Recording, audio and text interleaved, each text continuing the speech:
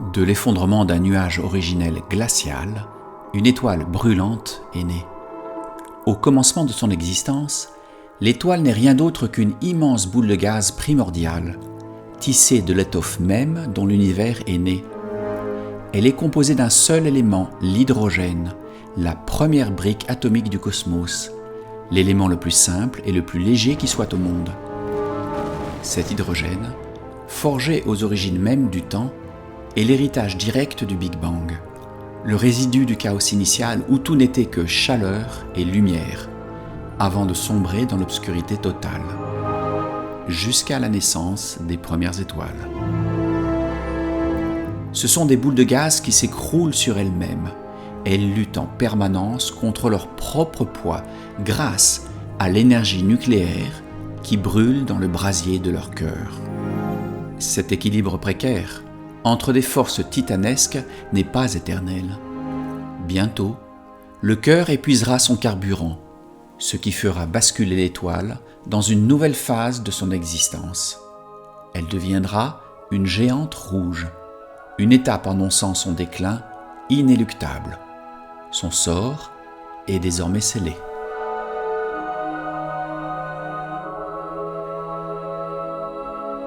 Cet hydrogène est l'atome fondamental, la particule élémentaire de la création, avec un cœur minuscule, un seul proton.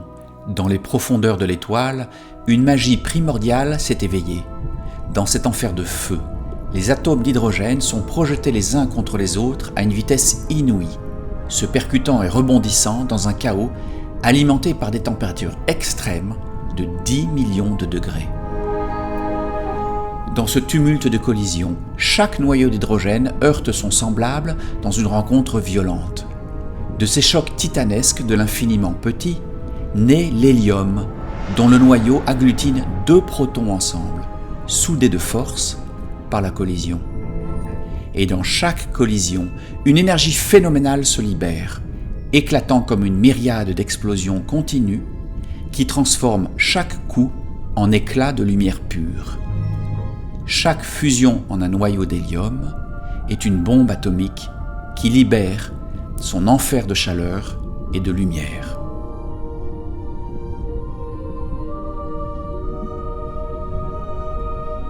Dans cette fournaise stellaire, les éléments les plus légers sont fondus, malaxés, transmutés en des éléments plus lourds, à l'image d'un Dieu tout-puissant qui crée de la matière brute. Ce n'est que le commencement. Car, à mesure qu'elle vieillit, l'étoile commencera à forger dans ses entrailles d'autres atomes plus lourds, façonnant ainsi l'univers atome par atome. Le carbone, l'oxygène, le fer et au-delà encore. Chaque battement de son cœur est une coulée de lumière et de chaleur qui engendre la matière. L'étoile jeune assemble dans son cœur le matériau même des planètes et des étoiles futures. C'est ainsi que, dans le cœur de toutes les étoiles qui brillent, l'univers forge les atomes du monde, créant des éléments de plus en plus massifs par la fusion successive des noyaux atomiques. Les étoiles sont les chaudrons de l'univers qui façonnent patiemment tous les atomes de l'univers.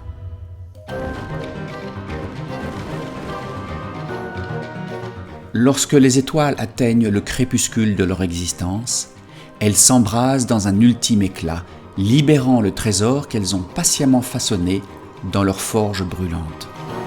Les nouveaux atomes, nés de cette alchimie incandescente, sont projetés dans l'immensité glaciale de l'espace, semant les germes de mondes futurs. C'est dans cette poussière stellaire, dispersée dans le vide, que réside la matière qui composera un jour les planètes et parmi elles, notre Terre. Tous les atomes qui façonnent notre planète, de la roche au métal, de l'eau à l'air, sont issus de cette genèse cosmique. Et toute forme de vie, du plus infime microbe au plus majestueux des êtres vivants, est née de cette même poussière d'étoiles. Chaque cellule, chaque goutte d'eau, chaque grain de sable est un héritier silencieux de ces astres disparus, qui brillèrent bien avant que notre Soleil n'éclaire le système solaire. Des objets les plus simples aux merveilles de la technologie, tout ce qui nous entoure est forgé à partir de ces éléments issus des profondeurs stellaires.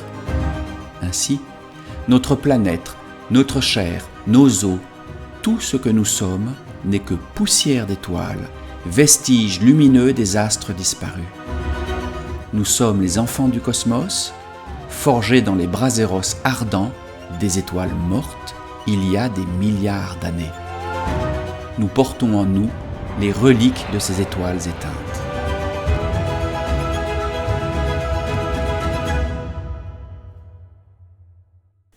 La durée de vie d'une étoile est un destin dicté par sa taille. Une étoile petite comme notre Soleil brille avec une patience infinie, étendant son existence sur des dizaines de milliards d'années. Sa masse modeste exerce une pression douce sur son cœur, lui permettant de consommer son précieux hydrogène avec parcimonie, telle une flamme tranquille qui danse lentement au fil des âges. À l'opposé, les étoiles géantes, massives et imposantes, brûlent avec une voracité insatiable. Leur énorme gravité précipite l'hydrogène dans leur cœur avec une force démesurée, accélérant la combustion de ce combustible vital. Ces colosses célestes, bien que brillants avec une intensité stupéfiante, ne vivent que quelques millions d'années, une courte vie marquée par une consommation rapide et furieuse de leur énergie.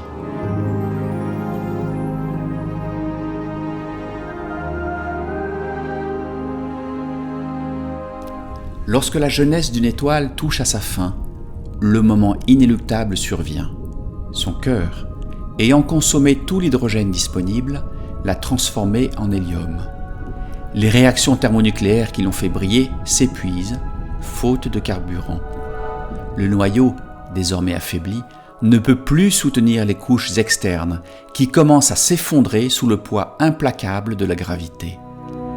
Sous cette pression titanesque, la température du cœur s'élève encore une fois, atteignant des niveaux vertigineux. C'est alors qu'une nouvelle couche d'hydrogène, située à l'extérieur du noyau, entre en scène. Jamais consommée jusque-là, elle entame à son tour la fusion, créant une nouvelle coquille incandescente. Cette libération brutale et démesurée d'énergie redonne une énergie à l'étoile qu'elle ne peut contenir. Ses couches externes se dilatent violemment, littéralement soufflée de l'intérieur par cette force nouvelle.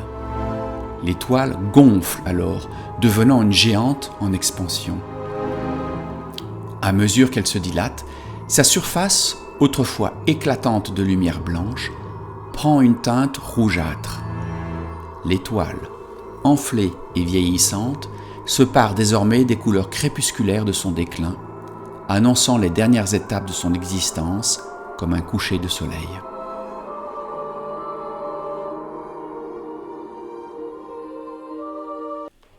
Sous l'effet des réactions thermonucléaires qui, dans la coquille entourant son cœur, transforment les derniers atomes d'hydrogène en hélium, la température au centre de la géante rouge ne cesse de grimper, atteignant les 100 millions de degrés.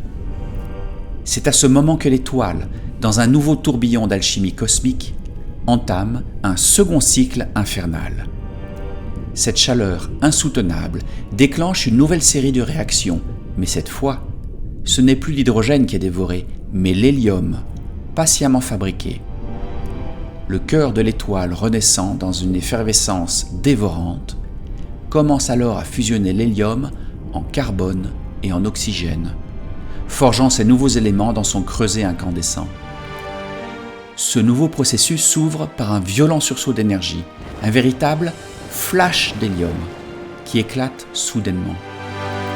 Cet événement, aussi brutal que fugace, libère une quantité titanesque d'énergie, provoquant des pulsations chaotiques dans l'étoile, la faisant battre comme un cœur en pleine frénésie.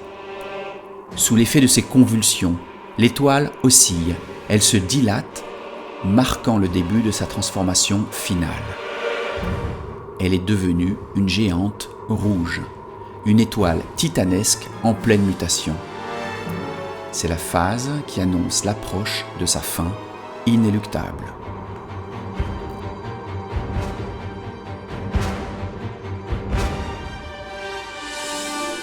Aucune étoile, quelle que soit sa grandeur, quelle que soit sa grosseur, n'échappe à ce destin, celui de devenir une géante rouge dans les derniers éclats de sa longue et flamboyante existence.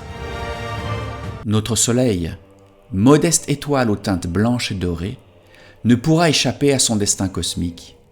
Un jour viendra où il se gonflera démesurément, devenant un titan flamboyant. Dans son expansion irrésistible, il engloutira d'abord Mercure, puis dévorera Vénus avant de s'emparer de la Terre, toute réduite en cendres dans le brasier solaire. Rien ne pourra stopper cette furie céleste. Même Mars, lointaine et froide aujourd'hui, finira par succomber à cette apocalypse flamboyante. Le rayon du Soleil sera alors 100 fois plus grand, son étreinte mortelle s'étendant sur tout le système intérieur. Les planètes rocheuses, jadis témoins silencieuses de la vie et de ses mystères, seront consumées, effacées dans cette ultime flambée d'une étoile à l'agonie. Ce sera la fin d'un monde, avalé par l'éclat impitoyable de son propre soleil.